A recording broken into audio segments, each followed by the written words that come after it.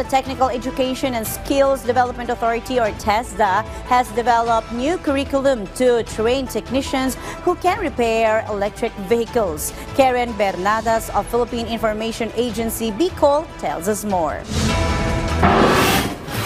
As more Filipinos shift to electric vehicles, the government agency responsible for technical education has developed a training curriculum for technicians who can service these vehicles. Ngayong taon, identified po ng Region 5 ang electronic vehicle as one of the emerging skills within the region. Specifically po dito is from the province of Camarines Sur, which is madami na po ang nag-purchase ng mga electronic vehicle and mataas ang demand and increasing ang demand based on the identified count ng ating industry partners during the industry consultation na kinonduct natin last year.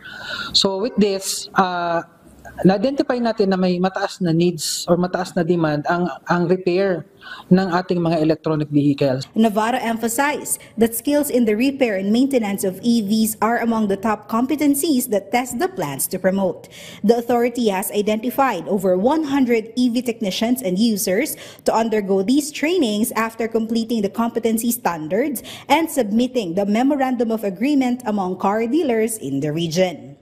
Ini-encourage po namin yung mga iba't ibang car dealers po natin na pakipag-ano din po, collaborate din po sa TESDA para po mapunuan po natin yung pangangailangan natin when it comes to latest trend ng technology na mayroon po sila na sa ngayon wala pa po talagang mga training. The trainees who will be upskilled to repair and maintain electronic controlled vehicles will also receive allowance and sustainable employment through TESDA Complementary Livelihood Services Program. Karen Bernadas from PIA Bicol Region, reporting for Balitang Pambansa.